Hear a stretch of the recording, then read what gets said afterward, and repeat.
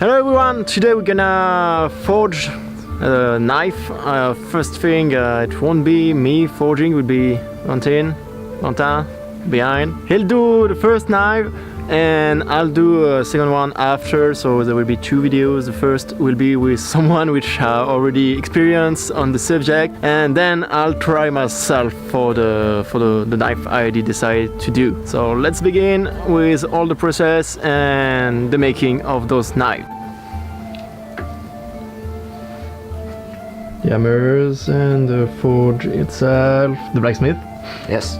There is different pattern there for knives. We decided to go for the end of the 12th century. The reference we have came from London, and we decided to have this little knife and this longer knife done.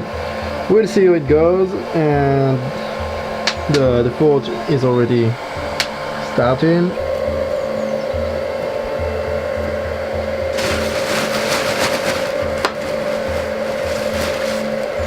Ça pète, c'est normal, c'est l'argile.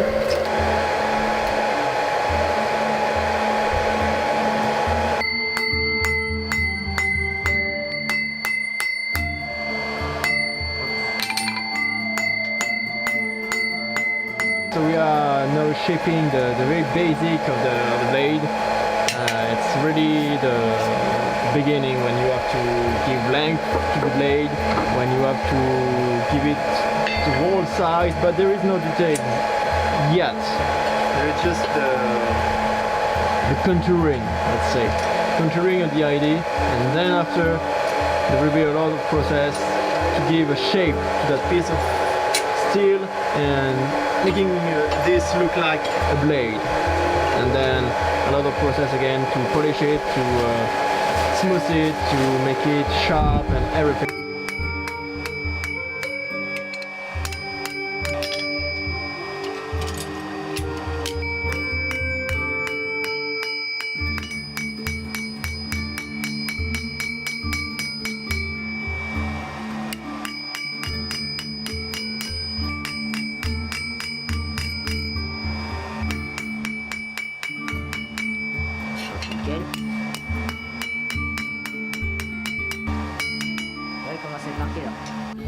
Badigeonner un peu d'argile dessus, le péter à la forge, et en fait l'argile va foutre de la silice en surface et va redurcir un peu l'acier. Tu peux aussi faire ça en frottant de la corne sur la lame. Ah oui. Pour ramener du carbone.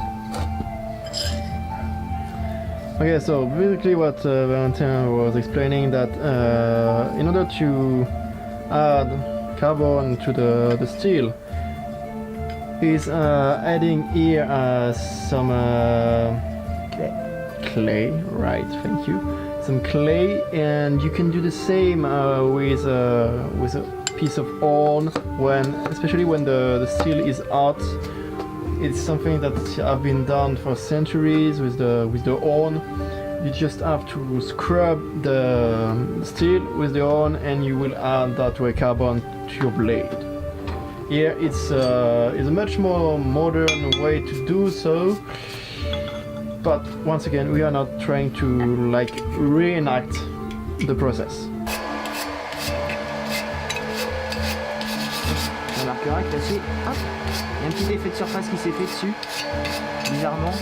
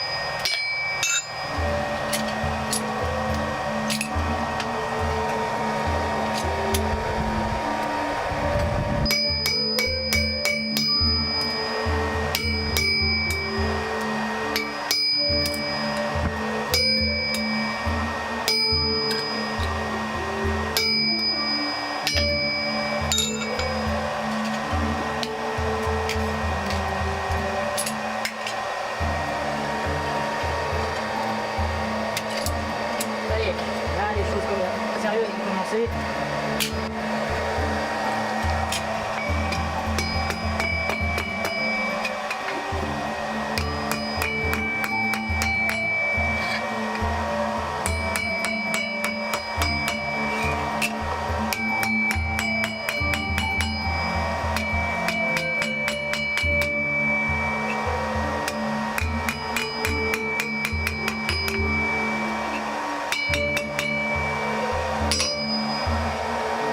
Okay, so now what we did was to cut the end of the blade, and what we'll have to do now is to create the shape, the pointy end, the sharp end.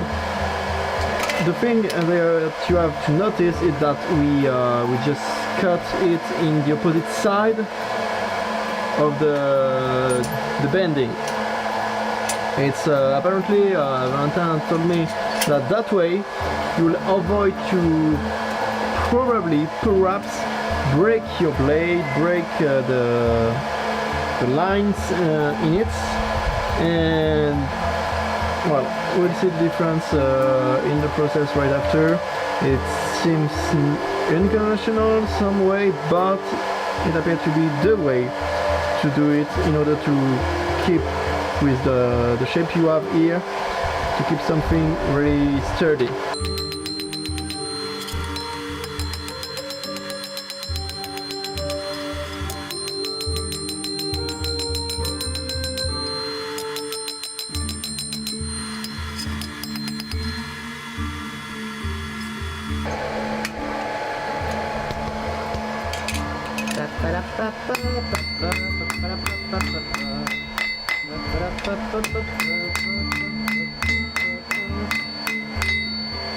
Tu vois, il y a un mouvement comme ça, vers l'arrière, pour ramener les métals en fait vers toi. Bon, ça chauffe quand même, hein. Bon, il y a tellement d'épaisseur de briques d'argile et de taupe, c'est chaud, mais ça brûle pas.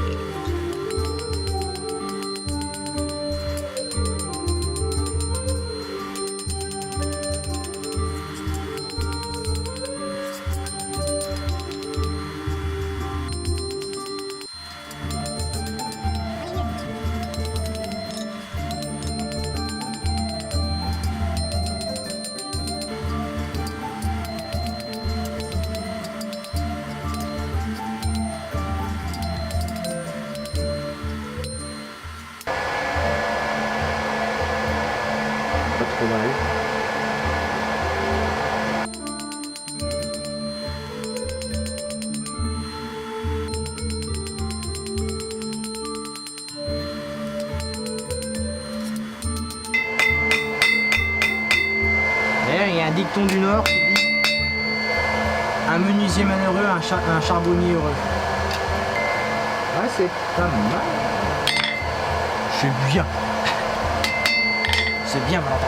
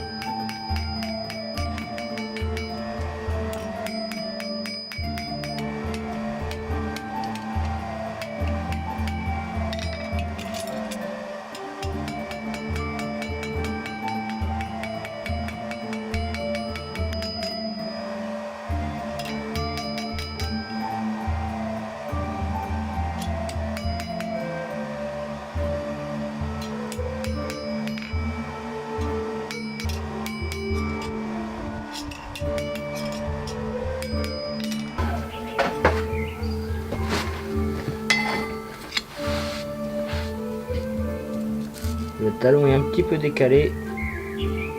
Voilà. Et la soie aussi, mais ça reste un menu détail. Voilà. Pas trop mal. C'est pas trop mal, ça va. Niveau longueur, on n'est pas trop mal aussi.